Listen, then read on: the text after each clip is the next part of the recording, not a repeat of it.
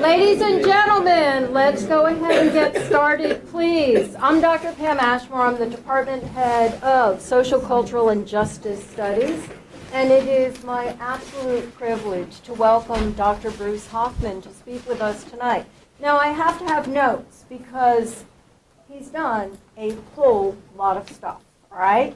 He's recognized as a world expert on terrorism and counterterrorism, insurgency and counterinsurgency. He has a Doctor of Philosophy from Oxford University. He is currently a professor at Georgetown University's Edmund A. Walsh School of Foreign Service, where from 2010 to 2017 he was the director of both the Center for Security Studies and the Security Studies program. He is also a visiting professor of terrorism studies at St. Andrews University in Scotland. He previously held the corporate chair in counterterrorism and counterinsurgency at the RAND Corporation. He was appointed by the U.S. Congress to serve as a commissioner on the Independent Commission to review the FBI's post-9/11 response to terrorism and radicalization. And he was the primary author on the final report. He's also been a scholar in residence for counterterrorism at the CIA. He is a distinguished scholar, has been a public policy scholar, a senior scholar, and a global fellow at the Woodrow Wilson International Center for Scholars. Yeah, this goes on and on. He's a senior fellow at the Combating Terrorism Center, U.S. Military Academy at West Point, New York. This is kind of cool. I mean, it's all cool, but this is really cool. In November of 1994, the Director of Central Intelligence awarded Professor Hoffman the U.S. Intelligence Community SEAL Medallion. It is the highest level commendation given to a non-government employee. And basically, it's recognizing the work that he has done to benefit the security, the national security, and the interest of the United States. His field work on terrorism and insurgency has been done in, listen to this list, Afghanistan, Argentina, Colombia, India, Indonesia, Israel, Iraq, Northern Ireland, Pakistan, the Philippines, Palestine, Sri Lanka, and Turkey. His classic book, Inside Terrorism, was published in 2017 by Columbia University Press. The Washington Post described it as brilliant and is one of the best single-volume introductions to the phenomenon. Other recent books include The Evolution of the Global Terrorist Threat from 9/11 to Osama bin Laden's death, Anonymous Soldiers, The Struggle for Israel. I have simply scratched the surface of a very long list of accomplishments, outstanding analysis on terrorism and insurgency, and his scholarly record of publications. He is going to be speaking with us tonight about the continuing threat from ISIS and al-Qaeda, contextualizing the role of the internet and social media. It is and I had to use notes for all of this. There was no way I was going to remember all of this. So please, welcome Dr. Hoffman. We very much look forward to your talk tonight. Thank you. Thank you very much, Professor Ashmore, for the extremely kind introduction. Can you all hear me? Is the mic working? Can you hear me in the back? No? So, can you hear me now? No? No, maybe I should just speak loud. Oh, this is the one that they gave you. Yeah. Yeah, it sounds like the volume's a little low on that. Let me work, you want to go ahead and put that back on, and I'll work with the volume a little bit and see what we can get figured out. Okay. Well, how does that thing get on there? Well, why don't I put it here? Okay. How's this? Maybe this Does is it loud clip? enough. Yeah. There we go. Okay. Is this any better? No, I think I should just speak loudly. If you can't hear me in the back and my voice falters, just wave. Thank you for the very kind introduction, Professor Ashmore. If I tell you that my mother still regrets, perfect. My mother still regrets that I'm not a lawyer. You can see that sometimes you can never satisfy your parents. I'm delighted to be here, especially at University of Tennessee at Chattanooga. One of my favorite bands, which some of you are older, you might know, is the Charlie Daniels Band, and Charlie Daniels settled in Tennessee. I have every one of his albums. He's been my favorite band for 40 years. And there's a great line that he has in one of his live albums when he says, "Ain't it great to be in Tennessee?" So that's exactly how I feel, especially because most of you are enrolled in political science or criminal justice classes. And you're at an especially exciting time on the cutting edge of some of the most important political, social, communications issues facing both our country and the world, with lots of career opportunities, I think both in the South, throughout the country, and even internationally. And if universities are doing the right thing or the best thing they can do, it's preparing you for that future and making you enthusiastic and knowledgeable about all the opportunities that you have. So I'm going to do something a little bit old-fashioned. I don't have PowerPoint, which is a staple of Washington, D.C., so that's one benefit. I'm also going to read, actually, a lecture rather than deliver one, because I found in my old age, I'm finally at the point where I'm a graybeard and can claim the wisdom of years, is that sometimes the most complex ideas are best delivered in the form of a formal academic paper rather than off the cuff. So I hope that it's not boring for you. Now, I actually thought about this lecture a lot, and as Professor Ashmore said, the focus that I agreed to with Professor Kula, who I'm very indebted to for inviting me here, a few months ago actually, was to talk about ISIS and al-Qaeda and their use of the internet and social media. However, given the events in our own country of the past week and a bit, it seems somewhat strange to be talking about threats over there that do affect us everywhere in the United States, but not to speak about issues closer to home. So I just want to underscore how universal terrorism is as a security challenge, both on the national and domestic level. Before I jump into my paper, especially for some of you graduate students out there, can anybody tell me what was the first terrorist group that actually, and these are concepts that I'll be talking about within the context of the Middle East. Lone wolf terrorism, does anybody know where that originates from? Anybody want to take a guess? And most people associate it very much with ISIS these days. It actually was a strategy embraced in the early 1980s by the Aryan nations, an extreme right-wing white supremacist group active in the western states of the United States, where a former Grand Dragon of the Ku Klux Klan, Louis Beam, who was a Texan, came up with the idea of lone wolf terrorism to frustrate or to obviate the efforts of law enforcement and intelligence to take down entire terrorist groups. He actually called it leaderless resistance, but this is exactly a concept that al-Qaeda adopted and then ISIS has similarly adopted. So what we see is that terrorist groups learn from one another and replicate what they believe is successful. And I think that's one of the biggest challenges law enforcement and intelligence agencies face, is in adapting and adjusting to trends in terrorism. Anybody know, if you've read my book, you will, what was the first group to use the internet or to use social media to radicalize and recruit individuals? Anybody want to guess or know? Once again, Aryan nations and Louis Beam, who in 1984, to frustrate efforts to intercept hate communication sent through the mail, which is a federal offense. Many of you were not born then. I bought my first computer in 1982. It had 48K memory.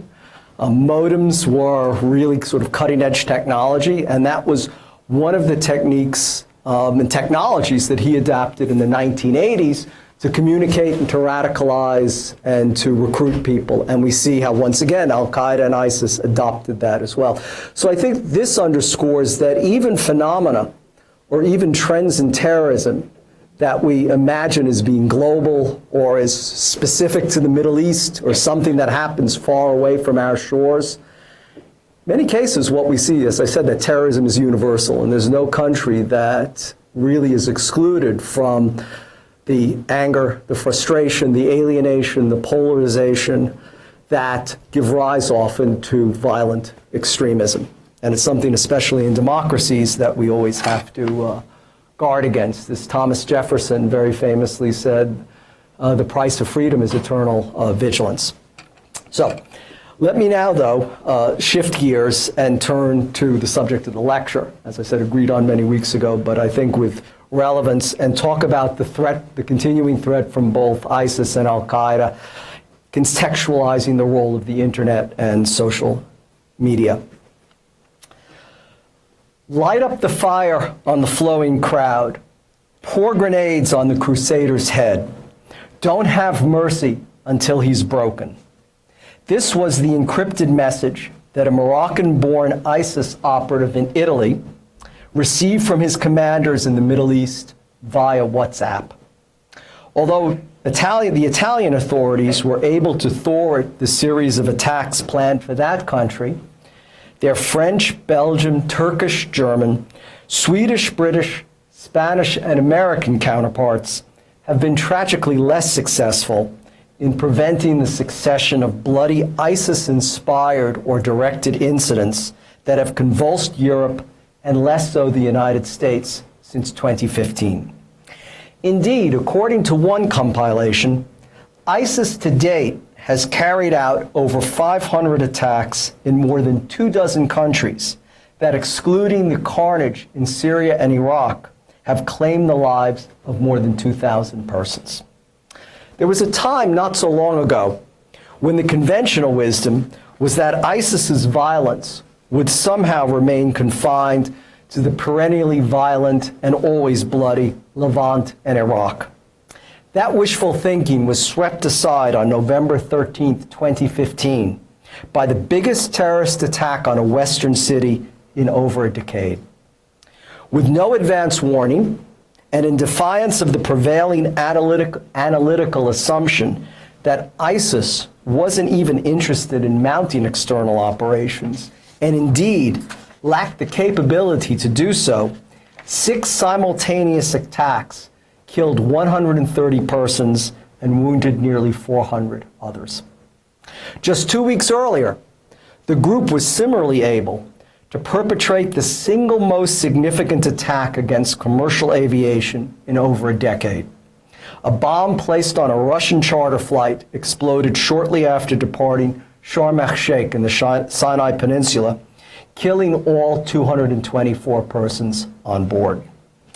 The fact that ISIS continues to pose a salient threat to international security, despite the physical loss and destruction of its caliphate, should make us very circumspect about any conception we may have of fully understanding ISIS's current capabilities as well as its future intentions. Indeed, the recently released United States National Strategy for Counterterrorism highlights the ongoing challenge presented by ISIS, noting that despite its serial setbacks over the past 4 years, it nonetheless today still operates from at least 8 official branches and some 24 networks scattered across West and North Africa, the Middle East, the Caucasus, and South and Southeast Asia. Because of ISIS's stubborn persistence and al-Qaeda's remarkable resilience, today we arguably face the most perilous security environment since the period immediately following the September 11th, 2001 attacks, with serious threats emanating not from one, but 2 terrorist movements who both have cultivated a myriad of branches and affiliates, thus enhancing their capabilities and ensuring their longevity.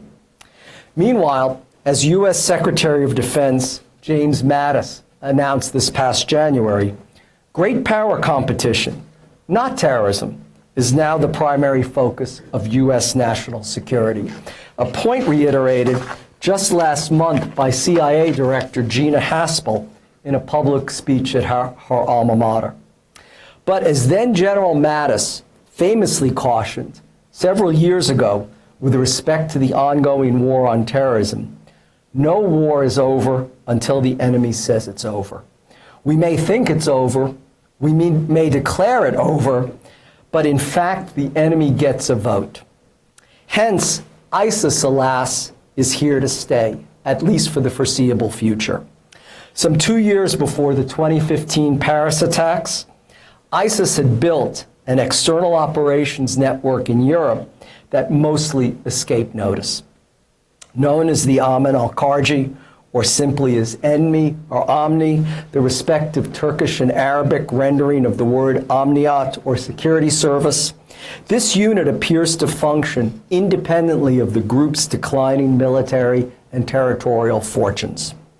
For instance, U.S. intelligence and defense officials, quoted by Rukmini Callimachi in her revealing 2016 New York Times articles, believe that ISIS had already sent hundreds of operatives into the European Union, with hundreds more having been dispatched to Turkey before the fall of Raqqa and Mosul.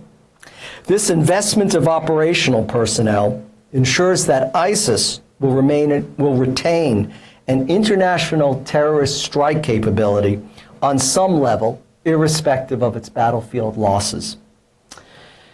Indeed, ISIS's external operations and intelligence units prove critical in facilitating the transfer of hundreds of ISIS commanders and thousands of ISIS foot soldiers from Syria to Europe, the Sudan, the Sahel, among other places before Raqqa fell.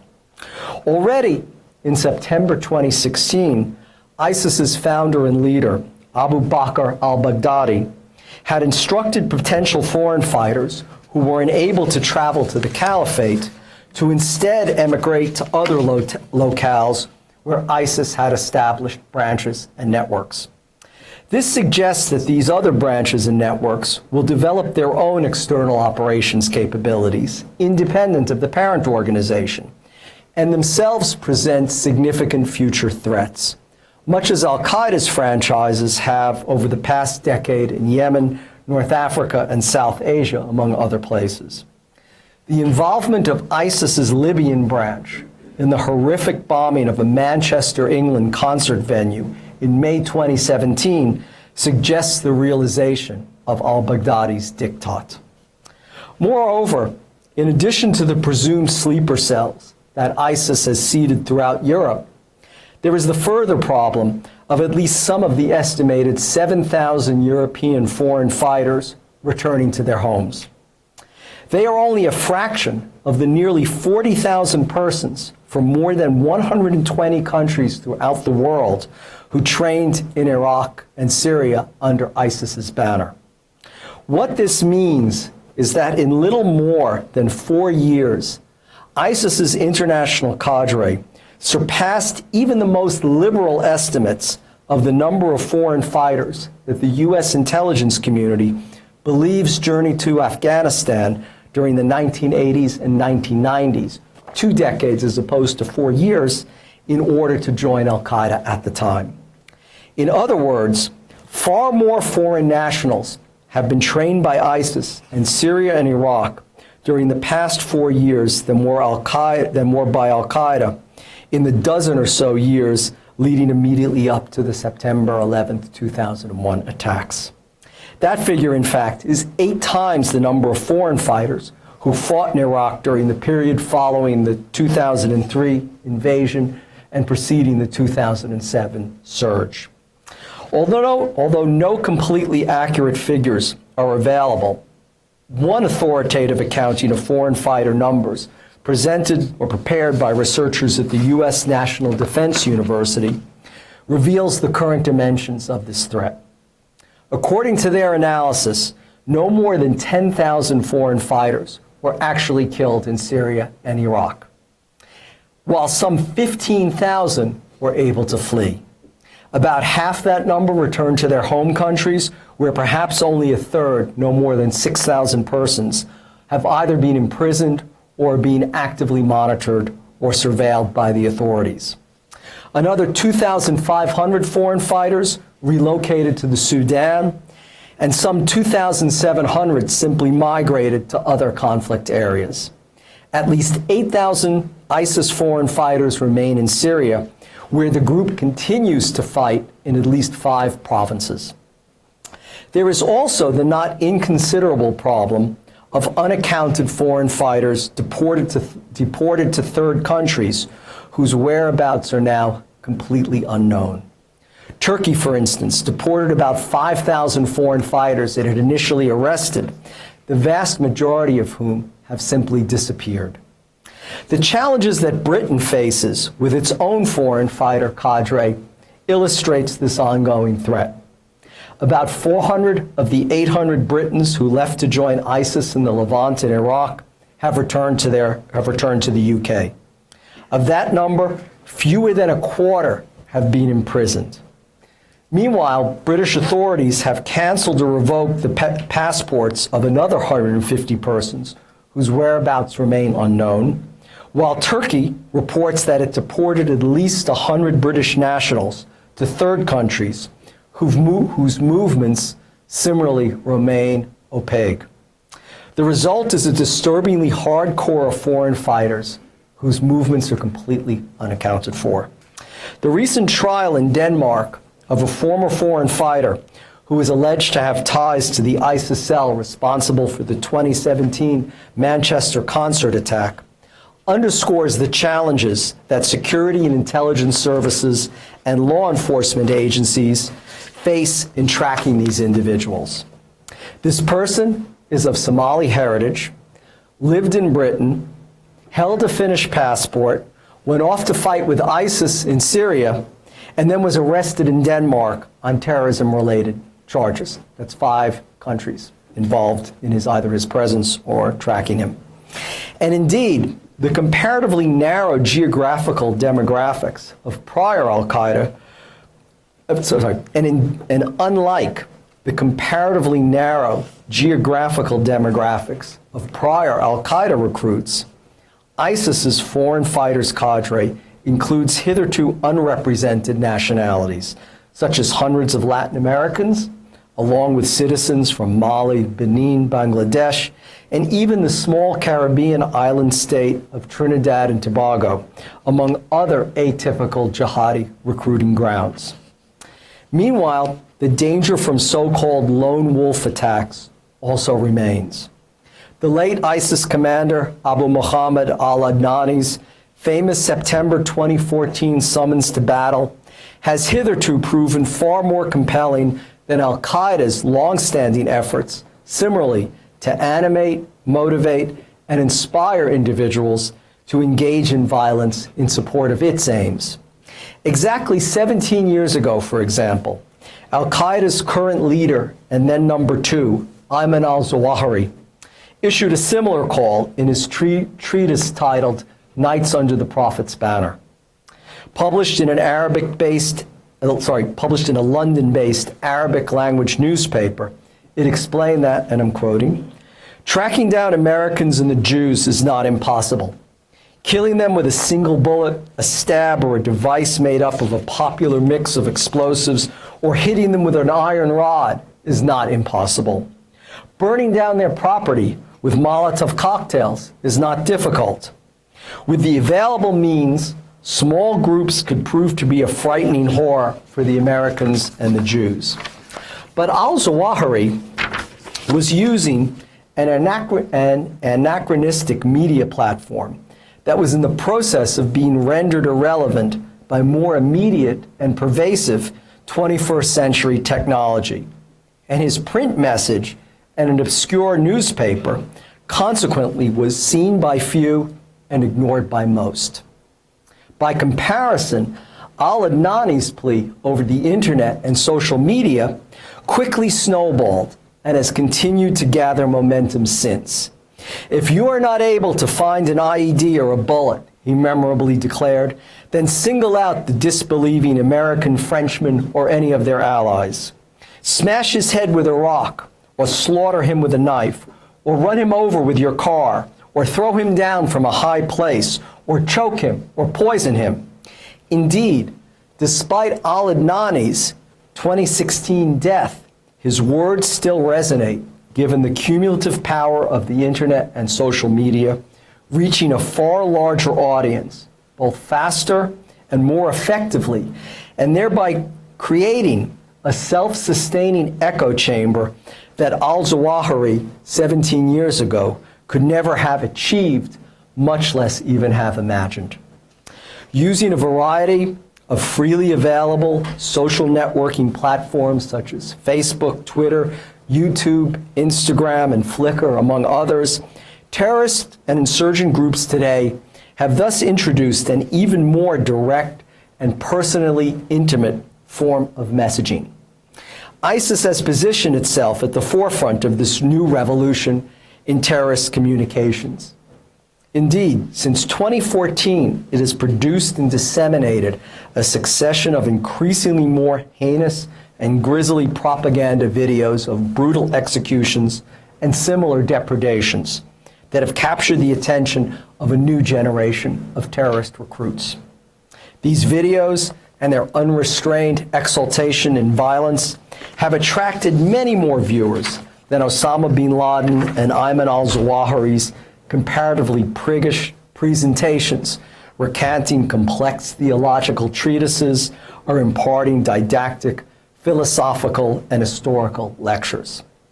Where al-Qaeda and its affiliates saw the internet as a place to disseminate material anonymously or meet in dark spaces, Robert Hannigan, the former director of the British government's General Communications Headquarters, the British equivalent of America's National Security Agency, notes, ISIS, he says, has embraced the web as a noisy channel in which to promote itself, intimidate people, and radicalize new recruits. ISIS has thus been remarkably effective in its use of these social media to speak to a global audience, thereby completely bypassing and thwarting the traditional media from misrepresenting or otherwise distorting ISIS's core message. A common ISIS propaganda mantra, accordingly, is don't hear about us, hear from us.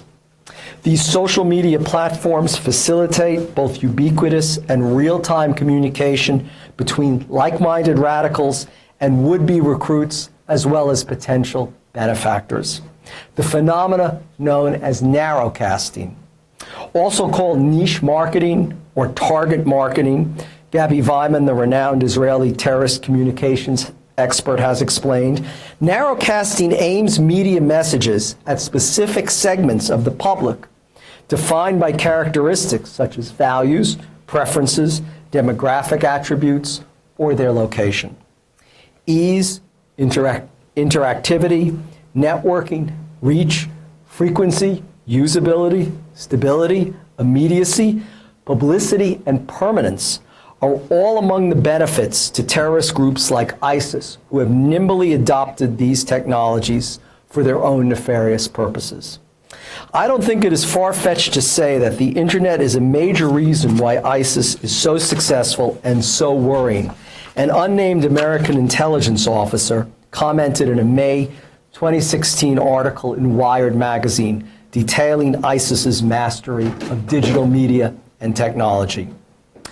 ISIS foreign fighters in Syria and Iraq, for instance, individually amassed thousands of followers on platforms such as Twitter, Facebook, Instagram, and YouTube. They communicated with their audiences often on a daily basis and sometimes multiple times each day, providing first-hand, immediate accounts of heroic battles and more mundane daily activities, making jihad accessible and comprehensible on a uniquely intimate and personal basis. These fighters effectively invited, motivated, animated, and essentially summoned their digital media followers and friends and other online contacts to come to Syria and Iraq and partake of the holy war against the apostate regimes of Bashar al-Assad and Haider al-Abadi, respective leaders of Syria and Iraq. Blatant sectarian messages coupled with divinely ordained clarion calls to resist Persian domination and decisively affect the outcome of the eternal struggle between the Shia and the Sunni, between the Sunni and the Shia and the latter's Alawite satraps, provided additionally compelling incentives. Indeed, a 2014 ISIS recruitment video circulated via social media featured heavily armed militants, all with distinctive British and Australian accents, trumpeting the virtues of jihad and the ineluctable religious imperative of joining the caravan of martyrs. Through those voices, the group has been able to tailor its messages to specific audiences back in these fighters' own neighborhoods, schools, clubs, community centers, and places of worship. Whereas the older version of terrorist websites effectively were waiting for visitors to arrive, Vyman argues, a social networking approach allows terrorists to reach their target audiences and virtually knock on their doors. ISIS's unbridled visual depictions of particularly gruesome executions and other wanton acts of violence continue to galvanize the attention of this select audience and beseech them to join ISIS's ongoing struggle.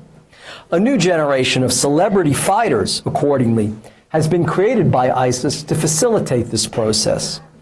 Ultraviolence, as Jessica Stern and J.M. Berger in their book on ISIS call this phenomena, sold well with the target demographic for foreign fighters: angry, maladjusted young men whose blood stirred at images of grisly beheadings and the crucifixion of so-called apostates. Other types of appeals, utilizing more traditional messages intended for more mainline religious audiences, were also used by ISIS, or continue to be used by ISIS as well, to target this entirely different demographic. Familiar historical and theological references are evoked for this audience's consideration, and specific solicitations are directed to the descendants of pious families of ancient respected lineage and stature. ISIS propagandists also portray the organization as messengers and executors of apocalyptic prophecies, promising the imminence of an inevitable clash between the forces of good and the forces of evil in an epic, decisive battle as part of a compelling narrative with which to attract potential recruits. These themes both resonate with and have a very powerful effect on their intended audience. According to scholar Will McCants in his book on ISIS, these arguments have infused the group with newfound momentum, producing an inrush of foreign fighters, many of them seeking a role in their own end-of-time drama. For terrorists today, the advantages of these new social media are thus as profound as they are manifold. It is therefore also not surprising to find that all of al-Qaeda's most important affiliates, al-Shabaab in Somalia, Ansar al-Sharia in Libya, the Abdullah Azzam brigades in Pakistan, al-Qaeda in the Islamic Maghreb, al-Qaeda in the Arabian Peninsula, Hayat Tahrir al-Sham, and the Afghan Taliban, all have their own Twitter accounts on which, in the past at least, they regularly tweeted. In fact, during its lethal assault on Nairobi, Kenya's Westgate Shopping Center in September 2013, al-Qaeda's Somali branch, al-Shabaab, provided live, ongoing commentary of the attack in progress over Twitter. In this respect, it should be noted that while ISIS has dominated the headlines and preoccupied national security officials for the past 4 years, al-Qaeda has meanwhile been quietly rebuilding. Its announcement last year of another affiliate, this one dedicated to the liberation of Kashmir, coupled with the resurrection of its presence in Afghanistan and the solidification of its influence in Syria, Yemen, and Somalia, underscores the resiliency and continued vitality of the United States' preeminent terrorist enemy. Although al-Qaeda's rebuilding and reorganization predates the Arab Spring, it is undeniable that the upheaval and instability which followed both hastened and abetted the movement's resurgence. At the time, an unbridled optimism held that the transformative social, political, and economic developments which had swept across North Africa and the Middle East had achieved what decades of terrorism had manifestly failed to deliver, supposedly marginalizing groups like al-Qaeda forever. Social media and civil protest seem to have rendered terrorism an irrelevant anachronism in a region where it was believed the longing for democracy and economic reform had decisively trumped repression and violence. In the March 2011 issue of al-Qaeda's own online magazine, Inspire, the movement's titular propagandist-in-chief, Anwar al-Awlaki, also an American citizen, by the way, cogently demolished those arguments. And I'm quoting now. The mujahideen around the world are going through a moment of elation, and I wonder whether the West is aware of the upsurge of mujahideen activity in Egypt, Tunisia, Libya, Yemen, Arabia, Algeria, and Morocco. Counterterrorism cooperation, al-Awlaki predicted, would both slow and become more inconsistent. Al-Qaeda ideologues, he said, would be able to propagandize more freely than ever before. And the arrest that both would produce would create new openings and new opportunities for al-Qaeda. Is the West aware of what is happening, he opined, or are they asleep with drapes covering their eyes? The successive killings later that year in 2011 and then the following year in 2012, respectively or successively, of Osama bin Laden, Anwar al-Awlaki himself, and senior al-Qaeda leader Abu Yahya al-Libi, lent new weight to the optimists predicting that the group was a spent force, an irrelevant anachronism in a changed region. But in retrospect, al-Awlaki was proven posthumously correct. Al-Qaeda, just as he foretold, was among the regional players who benefited most from the Arab Spring's tumult. The thousands of hardened al-Qaeda fighters freed from Egyptian prisoners who fled to Libya, Turkey, Syria, Yemen, and other locales endowed the movement at an opportune moment with combat expertise, leadership skills, and foot soldiers.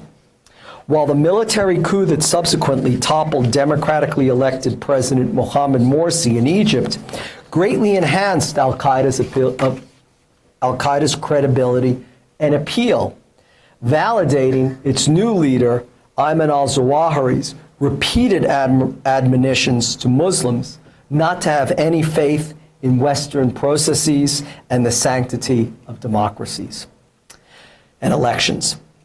The civil unrest in Syria that rapidly gave way to outright civil war also breathed new life into the movement's efforts to appear relevant and reinsert itself into the region's politics. Within weeks of bin Laden's killing, al-Zawahiri had publicly affirmed al-Qaeda's support for the uprisings in Syria, as well as those in Yemen and in Libya. Indeed, one of his first official acts as al-Qaeda's emir was to order to Syria a veteran of the Iraqi insurgency named Abu Muhammad al-Jilani. A Syrian by birth, he was dispatched back to his homeland and commanded to establish the al-Qaeda franchise that would eventually become Jabhat al-Nusra. And just days before his own death, a year later in a U.S. drone strike, Abu Yahya al-Libi had called on Muslims in Turkey, Iraq, Jordan, and Lebanon to do everything in their power to assist in the overthrow of Bashar al-Assad and Syria's apostate Alawite ruling class. Taking advantage of the historical rivalry between Sunni and Shia, of which Syria's ruling Alawites are a minority sect, al-Qaeda's blatantly sectarian messaging over social media and the internet sharpened these frictions and enabled the group to establish a foothold in Syria, a country long heralded by Muslims as sacred territory. Referenced by both the Quran and the Hadith, for centuries, Syria's capital, Damascus, had been a provincial seat of the Ottoman Empire, from which Islam's third holiest shrine, Jerusalem's Al-Aqsa Mosque and Dome of the Rock, as well as the rest of present-day Israel, Palestine, Jordan, and Lebanon, were once governed. Al-Qaeda's chosen instrument in Syria was Jabhat al-Nusra, the product of a joint initiative with its Iraqi branch, now calling itself the Islamic State of Iraq, or ISI. But as al-Nusra grew in both strength and impact, in 2013, Abu Bakr al-Baghdadi, ISI's founder and leader, announced the forcible amalgamation of al-Nusra into a new organization that he called the Islamic State of Iraq and Syria, or ISIS. Al-Julani rejected the unilateral merger and appealed to al-Zawahiri for its reversal. The conflict intensified as al-Zawahiri's mediation efforts foundered, eventually prompting him to formally expel ISIS from the al-Qaeda network. An especially bitter personal enmity between al-Baghdadi and al-Zawahiri ensued that further deepened their respective organizations' estrangement. Although ISIS has commanded much of the world's attention since then, al-Qaeda's comparative quiescence does not mean that it has been inactive. Instead, it embarked on an ambitious strategy to protect its remaining senior leadership and unostentatiously consolidate its influence in new and existing theaters. Al-Qaeda's highest priority was to effect the safe transfer from South Asia of the movement's most important surviving senior leaders and commanders. Indeed, since 2012, al-Qaeda has worked to ensure that the movement remains impervious to a single knockout blow of its entire senior leadership. Accordingly, these key personnel have since dispersed to Syria, Iran, Turkey, Libya, and Yemen, with only a hardcore remnant still in Afghanistan and Pakistan. Advances in commercial, off-the-shelf digital communication, alongside successive public revelations of U.S. and allied services eavesdropping capabilities, have enabled al-Qaeda as well as ISIS to utilize end-to-end encryption technology to a point to where al-Sahab, al-Qaeda's communications department, can boast of facilitating daily contact between al-Zawahiri with his minions scattered throughout the world. Indeed, with this resilient senior command structure in place, al-Qaeda is well positioned to exploit ISIS's weakening military position and territorial losses across the region, and once again claim its preeminent position at the vanguard of the violent Salafi jihadi struggle. ISIS, in any event, can no longer compete with al-Qaeda in terms of influence, reach, manpower, and cohesion. In only two domains is ISIS currently stronger than its rival: the name recognition and power of its brand, coupled with ISIS's presumed ability to mount spectacular terrorist strikes in Europe. But the latter, it should be noted, is a product of al-Zawahiri's strategic decision to prohibit external operations in the West so that al-Qaeda's rebuilding can quietly proceed apace. The handful of aberrations to this policy, such as the 2015 attacks on the French satirical newspaper Charlie Hebdo and the 2017 bombing of a St. Petersburg, Russia metro stop, provide evidence that al-Qaeda's own external operations capabilities have not completely atrophied and can be reanimated when the timing is deemed propitious. Al-Qaeda in the Arabian Peninsula's undiminished capacity to engage in international terrorism, especially targeting commercial aviation, was highlighted last December in a New York Times article. Accordingly, from Northwest Africa to Southeast Asia, al-Qaeda has in fact knitted together a global movement of some 24 local franchises. It is entrenched in Libya, where groups such as Ansar al-Sharia and the Benghazi Defense Brigades, as well as Shura councils in Benghazi, Darna, and Sirte, advance the parent movement's interests. Al-Qaeda in the Islamic Maghreb is meanwhile active today in surrounding countries, targeting Western aid workers and tourists. Al-Qaeda in the Arabian Peninsula, long the movement's most threatening and consequential franchise, now controls ports and highways along Yemen's coastline, ensuring itself a continuous source of revenue from smuggling that is used to co-opt local communities through the provisions of goods and services that the shattered central government cannot provide. Not surprisingly, al-Qaeda in the Arabian Peninsula's ranks have actually quadrupled in recent years. Al-Shabaab in Somalia has similarly expanded and regained lost momentum as it has beaten back attempts by ISIS to challenge al-Qaeda's dominant position in East Africa. Together with its Taliban allies in Afghanistan, al-Qaeda has reestablished its presence in nearly half of that country's territory. The movement has made new inroads in Bangladesh, in addition to its aforementioned new franchise dedicated to the liberation of Kashmir. In all, al-Qaeda can now boast of some 40,000 men under arms, with approximately 10 to 20,000 fighters in Syria, 7 to 9,000 in Somalia, 5,000 in Libya, 4,000 in Yemen, and a similar number dispersed throughout other countries across the Maghreb and Sahel, with about 1,000 in Southeast Asia. Al-Qaeda's success in resurrecting its global network is the result of three key strategic decisions taken by al-Zawahiri. The first was strengthening the movement's decentralized franchise approach that has ensured al-Qaeda's survival since the dark days following the commencement of the U.S.-led global war on terrorism. Dark days, that is, in al-Qaeda's view. Over the years, the leaders and deputies of al-Qaeda's far-flung franchises have been effectively co-opted and integrated into the movement's deliberative processes. Today, al-Qaeda is truly glocal, having effectively melded local concerns and grievances into an all-encompassing worldwide grand strategy that flattens any meaningful global local differences. Both the internet and social media have played an integral part in this process.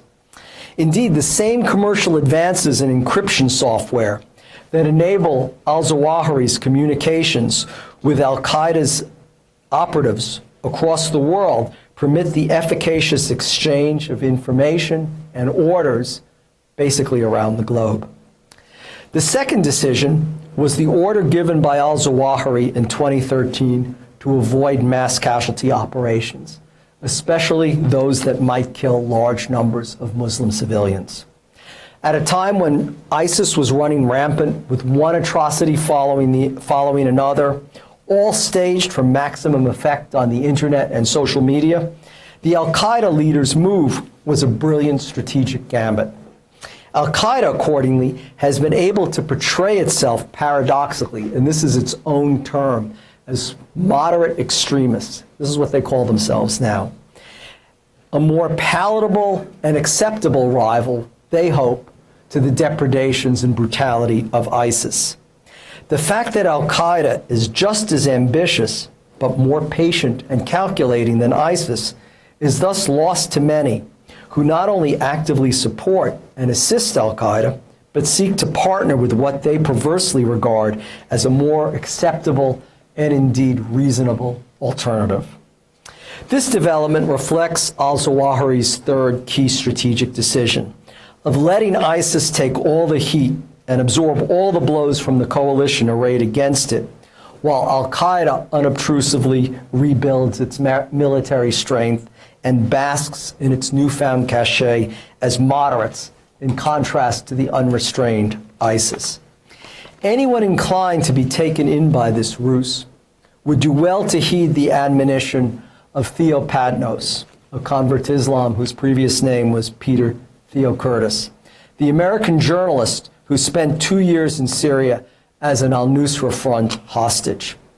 Padnos relates how the group's senior commanders, all affiliated with al-Qaeda, and I'm quoting, were inviting Westerners to the jihad in Syria, not so much because they needed more foot soldiers, they didn't, but because they want to teach the Westerners to take the struggle into every neighborhood and subway back home, close quote. A parallel thus exists with a so-called phony war in Western Europe between September 1939 and May 1940, when there was a strange lull in serious fighting following Germany's invasion of Poland and the British and French declarations of war on Germany 2 days later. Then Prime Minister Neville Chamberlain was visiting British forces arrayed along the Franco-Belgian border at Christmas 1939. "I don't think the Germans have any intention of attacking us, do you?"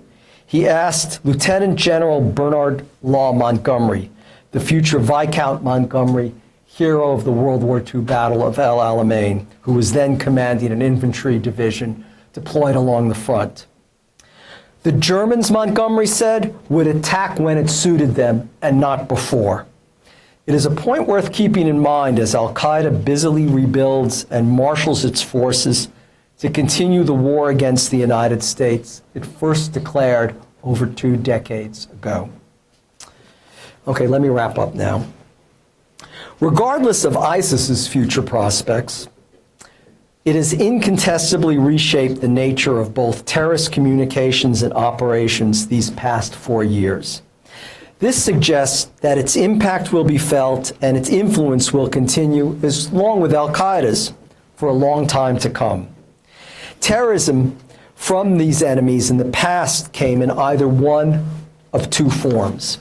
The first entailed the long-established, directly controlled, and tightly orchestrated operation involving trained terrorists with an identifiable command, control, and communication chain of command dispensing orders, while the second embodied the more recent phenomenon of lone wolf terrorism.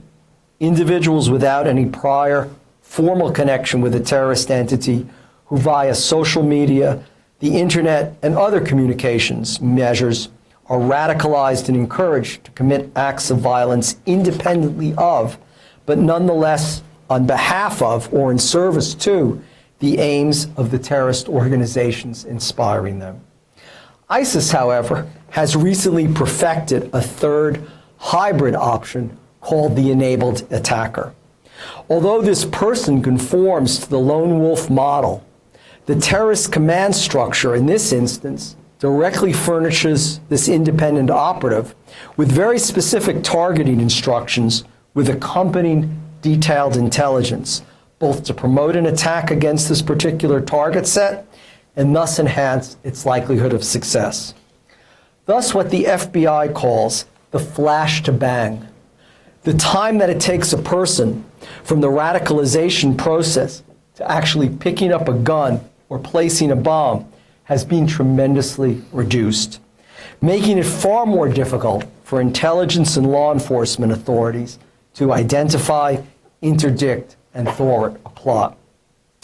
In the final analysis, a terrorist movement's longevity ultimately depends upon its ability to recruit new members, as well as to appeal to an expanding pool of both active supporters and passive sympathizers. The role of effective communication in this process is pivotal, ensuring the continued flow of fighters into the movement, binding its supporters more tightly to it, and drawing sympathizers more deeply into its orbit. Without communication, Alex Schmidt and Yanni de Graaf presciently argued more than 30 years ago, there can be no terrorism. The revolution in terrorist communications, utilizing the internet and social media, has facilitated this process in hitherto unimaginable and certainly unanticipated ways. That it has unfolded so rapidly and become so ubiquitous ensures that terrorist reliance on and exploitation of digital technology is certain to continue.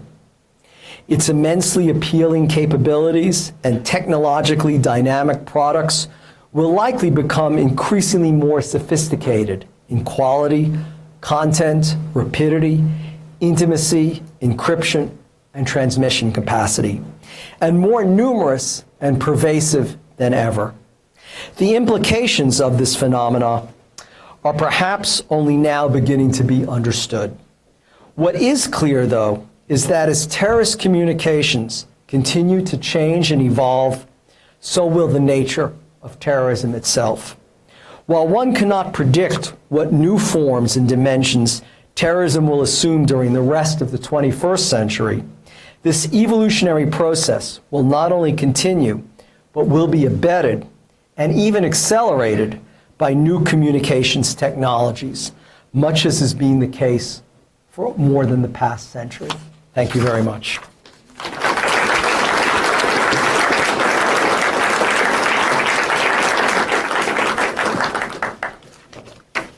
Are there questions? Silence. Can't believe it. Yeah, go and speak loudly or so that we can hear, please. Sure, I'll try my best. Well, I'll repeat your question, so don't worry, don't strain your voice, as long as I can hear you. For a very interesting talk. I was thinking about what you spoke about related to recruitment strategies on social media, and particularly about the strategies that are being utilized in the U.S. and Europe for countering violent extremism and sort of reaching out to communities as a mechanism to prevent it. I was wondering if I could get your take on the recent announcement that the U.S. plans to drastically cut funding to a lot of countering violent extremism programs, specifically a lot that target some of the white nationalist movements that you spoke about at the beginning, but also marking a huge shift away from this sort of like community-oriented prevention of the kind of attacks you spoke about and moving much more towards military response rather than kind of a balance of both. So I was curious what your thoughts are on the movement away from CVE programs related to what you spoke about with the radicalization efforts and recruitment through social media. Sure, that's a great question. So the question, just to very briefly repeat it, if people in the back didn't hear it, is, in essence, what about recent announcements of the curtailment or the diminishment of U.S. government funding to counter violent extremism or other counter-radicalization efforts, not just regarding people who might be drawn to extremist Salafi jihadi groups like al-Qaeda or ISIS, but also to white supremacists or various nationalist groups? And what about, in greater emphasis on the military? Well, this is a very complex question, so let me very slowly try to unpack it. Firstly, overall, even our military response to terrorism is being cut back, and this reflects, I think, Defense Secretary Mattis's statement about the reprioritization. It reflects, I think, the fact that after 17 years, Americans are very rightly of the war on terrorism that seems to be a war without end. But this is why in the beginning I emphasized the point that, as then General Mattis said, the enemy also gets a vote, so it's not completely over. But the fact of the matter is, for instance, that U.S. Special Operations Forces that were particularly active in North Central Africa and the Sahel, tragically, American Special Forces, Green Berets, were killed last year in Niger. They're actually being pulled out now. And even the Joint Special Operations Command at Fort Bragg, which has overseen the conduct of the war on terrorism in the special operations domain and covert operations domain, is seeing its resources diminish. So overall, there's a diminishment. Secondly, I think the very important point, which I think is well recognized over the past 17 years, is that there isn't exclusively a military solution to terrorism. I mean, in some instances, when you face terrorist groups that are more powerful than some militaries of existing nation states, I mean, obviously there's no police force in the world. I mean, the NYPD in New York, I think, is over 30,000 police officers. I think it's the largest police force in the, I mean, even they couldn't, you need the military. But I think there's been a recognition that even after military and kinetic force is used, you have to develop ways, exactly as I described in my paper, of breaking the cycle of recruitment and regeneration that sustains these movements and allows them to rebuild and to thrive. We haven't quite gotten that right yet, and the diminishment of resources won't help. I think the problem with CVE, or countering violent extremist programs, especially with the U.S. Congress at a time we have an enormous budget deficit and all sorts of economies are being sought, not least perhaps in Social Security and various other things, is that there's no metrics to measure the effectiveness. I mean, this is why there's always been a reliance on military tactics in terrorism, because you know how many people have been killed or how many terrorists have been captured, although they're less frequently captured now and they're more commonly killed. So those metrics are clear, and you can go to Congress and say X dollars allocated to the Pentagon to achieve Y effect has succeeded. But, how do you measure looking into a man's soul and saying that you've diverted them from the course of violence? So that's one problem. Another problem is, truth be told, is that these have always been dramatically under-resourced initiatives, and they've never really been successful. And compare this, for instance, to especially the overseas countering violent extremism efforts. During the Cold War, we had a United States Information Agency that then became the United States Information Service. It was a standalone department that had its own budget, its own employees, and its own mission. At the end of the Cold War, in Congress's wisdom, it went away, and we dismantled that capability. So it's been very difficult to build it up, and it's always been just a shadow of State Department activities. So those, I think, are the challenges. All that said, I would recommend to all of you, especially those who are looking for good thesis topics, if you're master's students, look at the U.S. National Strategy for Counterterrorism, which I described. It was released on September 30th. It's available on the White House website. It's really a very impressive document. It's the fifth strategy that's been released since the 9/11 attacks in 2001 and the first since 2011. And what I think is noticeable about it is it's devoid of a lot of overheated rhetoric and hyperbole. It treats terrorism in, I think, a very sober manner, but it very much emphasizes the CVE and the non-kinetics. But the question is, this is being expressed in previous strategies as well, but getting the allocation of resources has always been a problem. And I think that's what's critical to understand, is the military has been enormously successful and enormously effective in weakening these terrorist groups. But ending the threat isn't exclusively a military solution. It has to involve countering the messages, and that's what we've generally been not so great at. My solution, or my recommendation, such as it is, I mean, not that anybody's necessarily asking me even use it, but that's all right, I'll provide it. And I was talking to Professor Kula about this earlier today, is countering recruitment. Because, the organization and the mechanisms of how they're recruiting, targeting, let's say, the demand rather than the supply of it may be better, because at least you're targeting an organization, not an untold number of individuals whose minds you can't get into. But the one thing that you did raise, which I know is an emphasis of the FBI and the Department of Homeland Security, the Department of Justice, and certainly many state and local police forces, is this reliance on the community. For example, a recent FBI study showed that 81% of all the mass shootings in the United States over the past decade, the shooter told someone what they were going to do. The danger is, in the weeks or even days leading up to the shooting, they went silent. And that's where, police and law enforcement in general, intelligence agencies need information, whether it's information from the police to solve an ordinary crime, whether it's intelligence to prevent a terrorist attack. And this, I think, becomes essential. And this very much also in the National Strategy for Counterterrorism talks about the importance of community relations. But as you know, talking about something is one thing, funding it and making it possible, and training law enforcement and community workers, social workers, public safety resource officers at schools and other places to be part of this process. That's what's really needed. And that's also, I want us to say too, that's a role for places like the University of Tennessee at Chattanooga, where regional universities that have criminal justice and law enforcement courses and curricula can help to be part of that too. I mean, it's not just, government funding itself, it's educating people who are being trained and prepared for careers in law enforcement and criminal justice to understand the importance of that dynamic. And the social sciences. And the social science, yes, of course the social sciences. Other questions? Can you reiterate how the community can help prevent terrorism?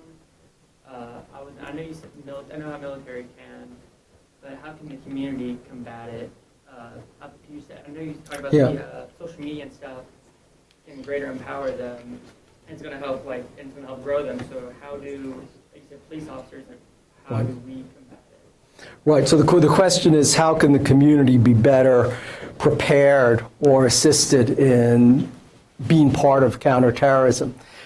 And here I think, especially around Washington, D.C. and inside the Beltway, there's always signs on the highway that says, see something, say something. But it's also a do something. And I think it's instructing people, teaching them how to intervene, who to go to, how to recognize the signs. I mean, just as we recognize the signs of people perhaps suffering from mental health maladies or the signs of abuse in the home, for example, spousal abuse or children abuse, and that you have to intervene to assist people. It's the same thing with preventing mass shootings or preventing terrorism. It's not, becoming paranoid or turning the United States into a police state, but it's realizing that it's up to communities to protect themselves, that the communities themselves are perhaps the most important line of defense, and actually the police are about the last line of defense. The police, just like we saw this weekend in Pittsburgh at the Jewish synagogue, they're coming to respond after something has happened. So there's an increasing reliance, I know for a fact, in FBI and state and local police training in getting out in the communities and providing them with common sense, practical approaches to recognize the signs of people. I mean, it's the same things at universities, for instance. We're taught, at least where I teach at Georgetown, to be very aware of, for instance, students that may be under profound or undue stress, that may have very serious financial obligations imposed on them by their education, and to be on the lookout for students that are in need or in trouble, who may not know they are, but who need help and need intervention. And some sort of a quiet word or paying attention to them could also prevent people, for instance, who might develop suicidal tendencies and so on. So based on that statistic, as I said, about 81%, and I've also been told by the FBI that they've detected, there's a much smaller demographic, of course, of terrorist incidents in the United States than there are, let's say, of mass shootings, but they've also noticed the same phenomena, that the person involved in this had discussed it, had articulated it in ways that family members or friends might have been able to intervene to prevent a tragedy. So this is what I think will be very much the efforts and the activities of law enforcement in communities in the coming years, having recognized this linkage. So you're saying to recognize the signs and try to talk them out of it, or if you cannot adjust? No. Is that what you're saying, like the community's supposed to? Well, directing people to the kinds of help that may be available to them, so whether it's psychological counseling or whether it's the involvement of clergy, for example, engaging them in discussions to understand their frustrations or their alienation, but some form of intervention that derails them or deflects them from a path towards violence. Any last questions? Yes, go ahead. Could you redefine the term passive sympathizers in terms of people in the Islamic world and the connection between that sympathy and is it connected to, or how is it connected to Islam or Sharia? Mm-hmm. Okay, so the question is if I could define passive sympathizers within the context of the Islamic world, and if it's related to Sharia or the Quran or the Hadith, the interpretations of the Prophet. I don't think it's at all unique to Islam. I think that terrorist movements throughout history and throughout the world, no matter what denomination, have had individuals that have said, well, we may not approve or we may not sanction the violence, but we understand the reasons or the motivations that have given rise to it. But that's a form of empowerment as well. I mean, terrorists depend not on a majority like in a democracy, but they depend upon people that are willing to turn the other way, not to become actively involved in countering their messages, but to accept the normality that they're seeking to impose on society as something that is both credible and acceptable and may have a religious or a theological basis. Yeah. Are you familiar with the writings of Ayaan Hirsi Ali and her calls for a pretty drastic reformation of Islam? Do you think, I mean, that's a really touchy question, I guess, but do you think that is kind of what it would take for the long term, for some type of reformation?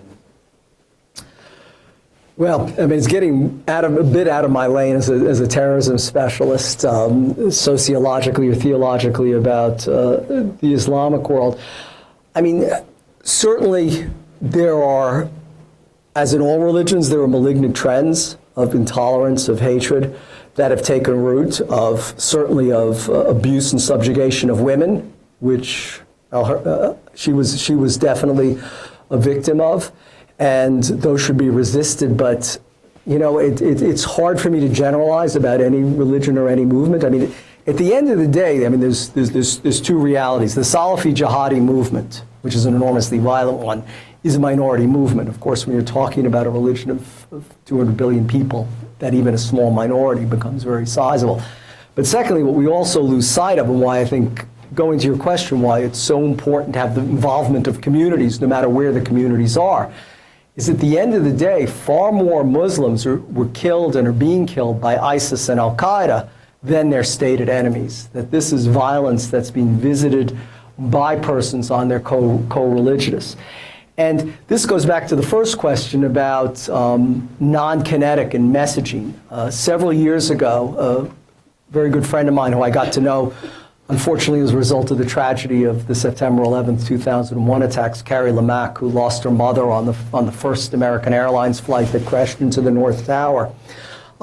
She created a foundation that attempted to bring this message throughout the Muslim world. It was, and you can probably find it somewhere online, probably on YouTube. It was called Killing in the Name, as in killing in the name of God. And basically, she had this idea of enlisting Muslims who had been victims of terrorist acts committed against them by Islamic Salafi jihadi terrorist groups, and having them go around the world and confront the clerics and the preachers who inspire and motivate and teach these theologies of hatred.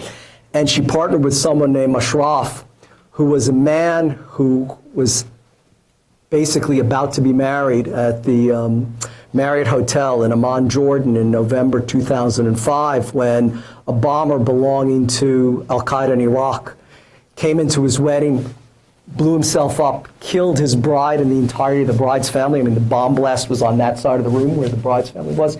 He survived and the rest of his family survived. And it's this amazingly powerful documentary where it shows him going, talking to radical clerics in Egypt and in Jordan and in Indonesia, and confronting them with the suffering that was visited on him in the name of God, and saying, how could this be religious? How could this be theologically justified? He was nominated for an Oscar, for Academy Award for Best Short Film. But at the end of the day, no one funded it. I mean, the Australian government gave a small amount, the British government gave a slightly small amount. The American government wasn't interested in that. In my view, that would have been an enormously powerful message and very effective. I mean, it's a very compelling documentary. No one was interested in funding it, and this would have been on a shoestring compared to the money that we spend on, let's say, ordnance in the war on terrorism. So I think that's the important thing of enlisting the community and understanding this is violence done that's justified theologically, but that's killing their co-religionists. What's the name of the documentary? Killing in the Name. Okay, ladies and gentlemen, let's thank Dr. Huffman for his presentation. Thank you very much. Thank you.